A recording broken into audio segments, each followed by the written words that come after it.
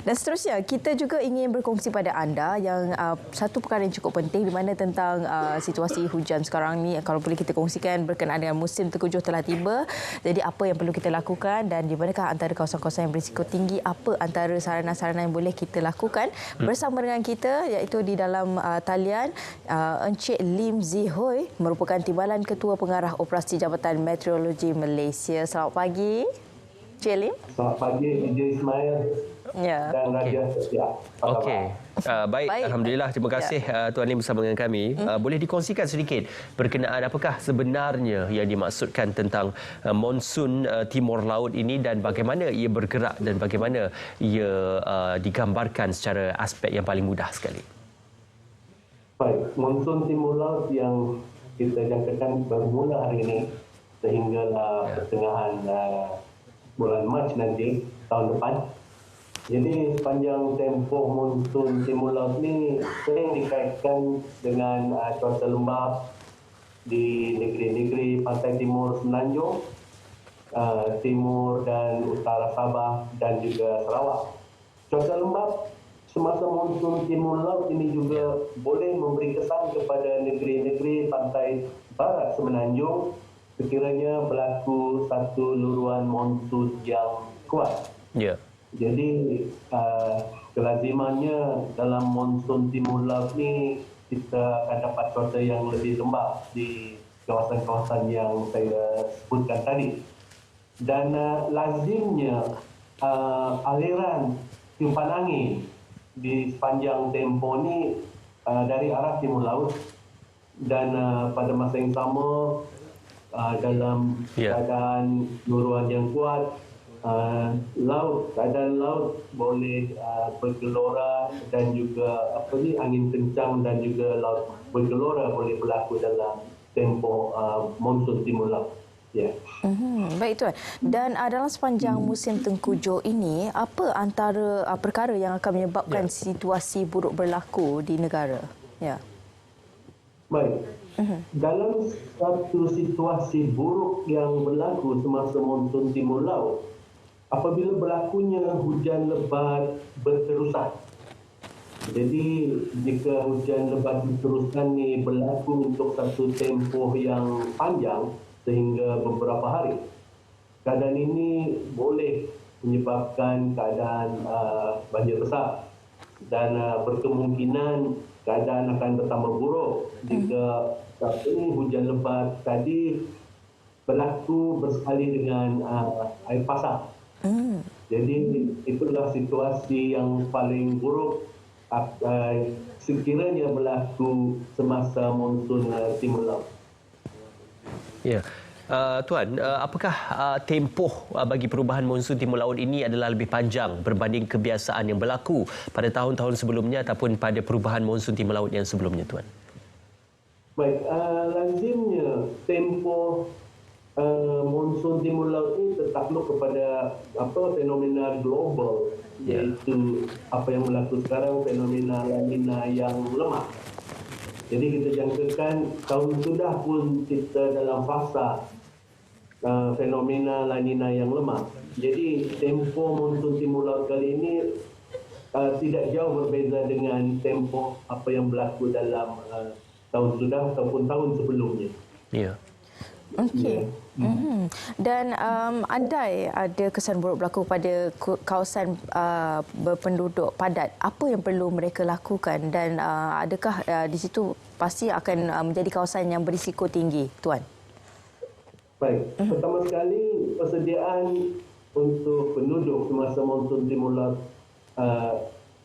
pada kali ini ataupun pada tahun-tahun yang sudah. Pertama sekali adalah persediaan perlindungan keselamatan pendiri dan keluarga, menyimpan dokumen-dokumen penting di tempat yang selamat, memastikan harta benda alih ditempatkan di kawasan-kawasan yang selamat, memastikan juga bekalan elektrik dipadam semasa perlu dipindahkan, dan mengikuti arahan-arahan yang dikeluarkan oleh agensi-agensi urusan bencana semasa berlakunya banjir.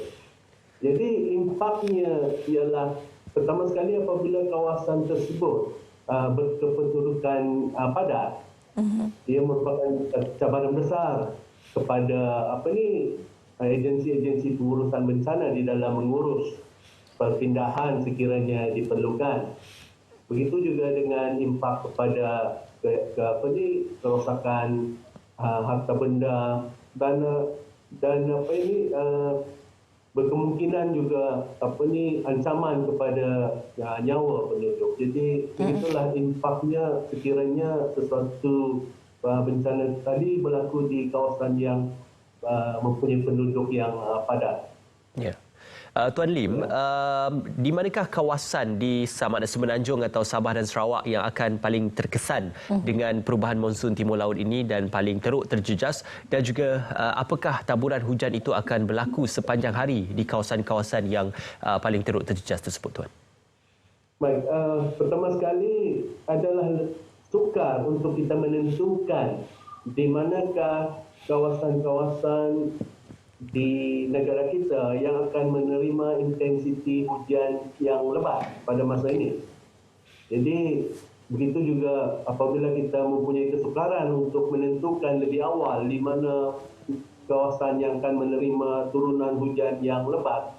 Jadi sudah pasti juga sukar untuk kita menentukan skala banjir yang akan berlaku. Apa yang boleh saya katakan ialah dalam teknologi ramalan cuaca berangka, jangkaan cuaca buruk hanya dapat diketahui dalam tempoh 7 hari. Dan dalam tempoh 3 hari sebelum kejadian, ketepatan jangkaan tadi akan menjadi lebih bagus berbanding dengan jangkaan dalam 7 hari. Jadi itu sebab dari masa ke semasa Met Malaysia sentiasa mengeluarkan amaran cuaca buruk dalam tempoh 7 hari dan seterusnya mengemaskini maklumat-maklumat tersebut dalam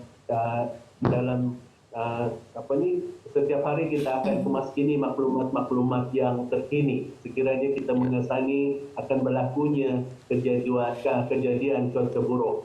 Jadi saya suarakan orang awam untuk mengikuti atau mendapatkan maklumat-maklumat terkini dari Met Malaysia melalui semua saluran media jabatan seperti Facebook, Twitter, Instagram, dan itu juga dengan laman web jabatan.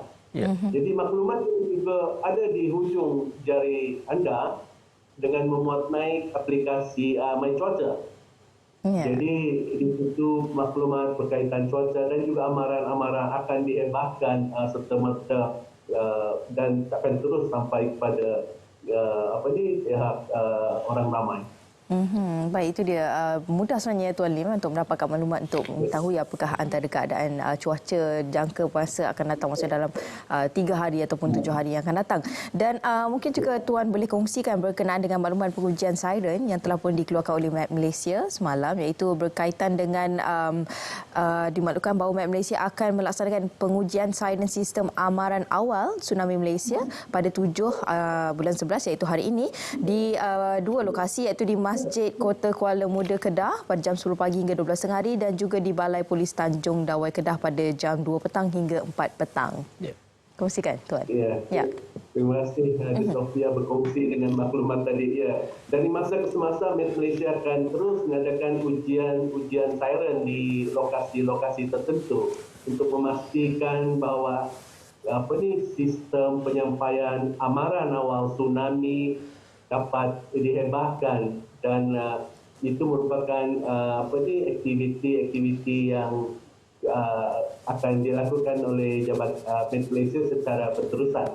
Jadi DJ Ismail dan Raja Sofia, saya berkongsi satu maklumat yang penting untuk orang ramai mengetahui. Ya, Tuan. Semalam kita telah mengeluarkan amaran cuaca waspada untuk negeri-negeri pantai timur Semenanjung, iaitu melibatkan negeri Kelantan, Terengganu, Pahang dan juga daerah Mersing di Johor. Dalam tempoh cuaca waspada itu dalam tempoh 8 sehingga 11 hari bulan November nanti. Jadi orang ramai dinasihatkan untuk mengikuti kemas kini kepada amaran waspada tadi. Dan pada masa yang sama, negeri-negeri pantai barat Semenanjung juga akan mendapat cuaca yang lembap pada sebelah petang dan juga malam dalam tempoh tersebut. Ya. Baik, Tuan, difahamkan juga di kawasan Pantai Barat Semenanjung akan mengalami taburan hujan lebat dan juga amaran seperti yang disebutkan tadi, dan juga akan terjejas juga disebabkan oleh perubahan monsun timur laut ini. Antaranya adalah Selangor, Perak, Negeri Sembilan dan sebagainya. Jadi bagaimanakah situasi ini akan berubah dari semasa ke semasa mengikut juga kepada perubahan cuaca dan juga perubahan angin monsun? Baik. Seperti yang saya sebutkan tadi, semasa tempoh monsun timur laut, keadaan cuaca lembap tadi boleh melimpah ke negeri-negeri pantai barat Semenanjung. Jadi pada tempoh ini, apabila negeri-negeri pantai timur Semenanjung mengalami cuaca lembap, ia boleh juga sampai ke negeri-negeri pantai barat, terutamanya apabila angin monsun timur laut tadi agak kencang dan kuat. Okey, mungkin sedikit pesanan Tuan dari pihak Met Malaysia sepanjang tempoh perubahan monsun ini dan juga perubahan cuaca ataupun taburan hujan tidak menentu ini, khususnya kepada masyarakat dan juga sepanjang mungkin tempoh berkempen dan juga tempoh bagi pilihan raya umum ke-15. Terima kasih DJ Ismail. Okey, nasihat kami ialah pertama sekali mendapatkan maklumat terkini berkaitan cuaca harian dan juga mengikuti maklumat-maklumat ini yang disiarkan melalui semua media Met Malaysia, terutamanya kiranya kita keluarkan amaran cuaca buruk di sesuatu tempat. Dan dalam tempoh panjang masa berkempen ini dan sekiranya berlaku cuaca lembap, orang awam dinasihatkan untuk lebih berhati-hati dari masa ke semasa. Jadi itulah nasihat Met Malaysia kepada orang awam, iaitu mendapatkan maklumat dan amaran cuaca yang dikeluarkan oleh Met Malaysia. Dan maklumat ini sentiasa dikemas kini dari masa ke semasa. Okey. Ya, itu dia. Terima kasih diucapkan kepada Tuan Lim Zi Hui selaku Timbalan Ketua Pengarah Operasi Jabatan Meteorologi Malaysia. Itu dia, amaran sentiasa dikeluarkan oleh Met Malaysia untuk kita mengetahui bagaimanakah keadaan cuaca. Perlu untuk kita sentiasa melihat di portal-portal ataupun di media sosial yang telah pun dikeluarkan kenyataan oleh Met Malaysia sendiri. Jadi jangan ambil mudah ketika saat ini adalah saat yang cukup penting untuk kita semua untuk mengetahui bagaimana keadaan cuaca untuk hari ini. Baik, terima kasih sekali lagi kita ucapkan kepada Tuan Lim Zi Hui. Terima kasih banyak Tuan.